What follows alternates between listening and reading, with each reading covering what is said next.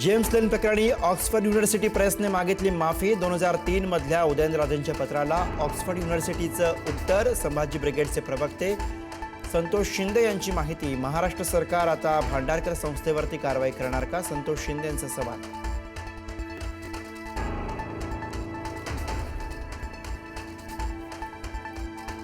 छत्रपती शिवाजी महाराज पाटीदार समाजाचे होते। केंद्रीय मंत्री CR पाटलांच्या विधानानं नवा वाद। सुरतमधील पाटीदार समाजाच्या कार्यक्रमात विधान।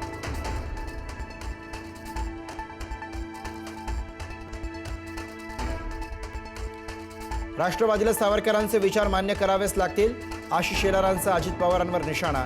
सध्या माझं लक्ष निवडणुकांवर आहे, अजित पवारांचं प्रत्युत्तर। तर अजित पवारांकडून सावरकरांच्या विचारांना विरोध होण्याचं कारण नाही, मुख्यमंत्री फडणवीसांचं वक्तव्य। तुतारी आणि घड्याळ आता एकत्र, झालं गेलं गंगेला मिळालं। दोन्ही राष्ट्रवादी एकत्र येण्याबाबत अजित पवारांचं मोठं विधान। शरद पवारांमुळे हिंजवडीत IT पार्क आलं, अजितदादांकडून कौतुक।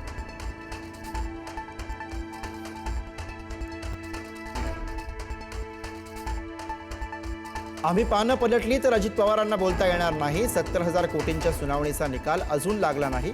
बावनकुळेंचा अजित पवारांवर वार। अजित पवारांनी मित्रपक्षावर बोलू नये, अजित पवारांना विनंती वजा सल्ला।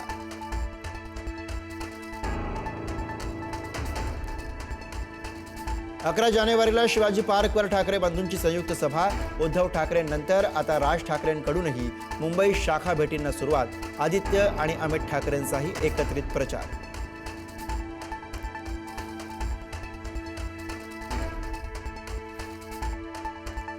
ऐन महापालिका निवडणुकीमध्ये मनसेला धक्का। संतोष धुरी भाजपच्या गळाला। मुंबई भाजप अध्यक्ष अमित साटम यांच्या उपस्थितीत पक्षप्रवेश।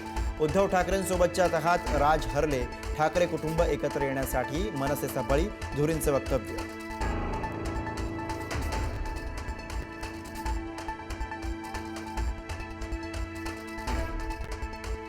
मुख्यमंत्री फडणवीसांकडून प्रचाराचा धडाका। धुळे जळगाव नंतर नागपुरातही मुख्यमंत्र्यांची सभा। तर नवी मुंबईमध्ये उपमुख्यमंत्री एकनाथ शिंदेंची रॅली। प्रचारासाठी अवघे 7 दिवस राहिल्याने नेत्यांची धावाधाव। तर काही लोकांना मिरची लागते आहे।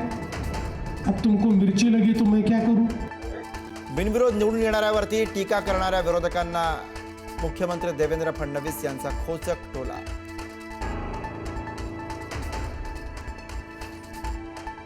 लातूरमधून विलासराव देशमुखांच्या आठवणी पुसल्या जातील। भाजप प्रदेशाध्यक्ष रवींद्र चव्हाणांचं विधान।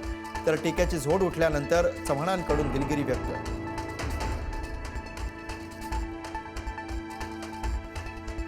रवींद्र चव्हाणांविरोधात देशमुख बंधू आक्रमक। लोकांसाठी जगलेल्या माणसांची नावं मनावर कोरली असतात, रितेश देशमुखांचा निशाणा। तर भाजपमुळे राजकारण खालच्या स्तराला, आमदार अमित देशमुखांनी सुनावलं।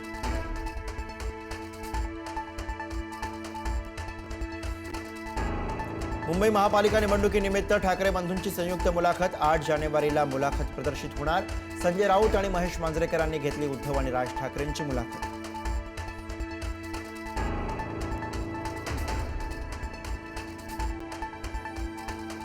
मुख्यमंत्री देवेंद्र फडणवीस यांची 8 जानेवारीला नागपुरात प्रकट मुलाखत। अभिनेत्री स्पृहा जोशीसह अभिनेता भारत गणेशपुरे साधणार मुख्यमंत्र्यांशी खुला संवाद।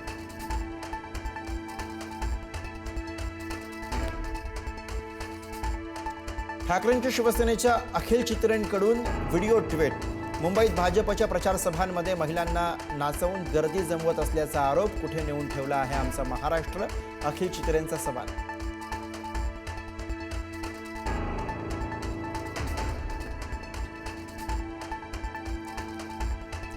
अमरनाथ नगर परिषदेत शिवसेनेला बाजूला ठेवत भाजप काँग्रेस सत्ता स्थापन करणार।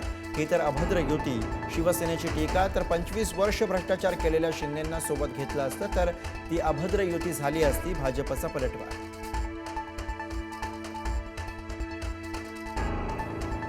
विधानसभा अध्यक्ष राहुल नार्वेकरांविरोधात हरिभाऊ राठोडांतून मुंबई उच्च न्यायालयामध्ये याचिका दाखल।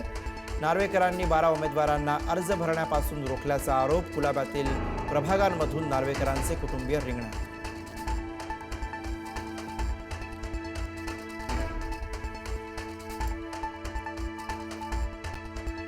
काँग्रेस नेते हिदायत पटेल चाकू हल्ल्यात गंभीर जखमी। हल्ला का आणि कोणी केला याबाबत अस्पष्टता। पटेल यांच्यावरती रुग्णालयात उपचार सुरू।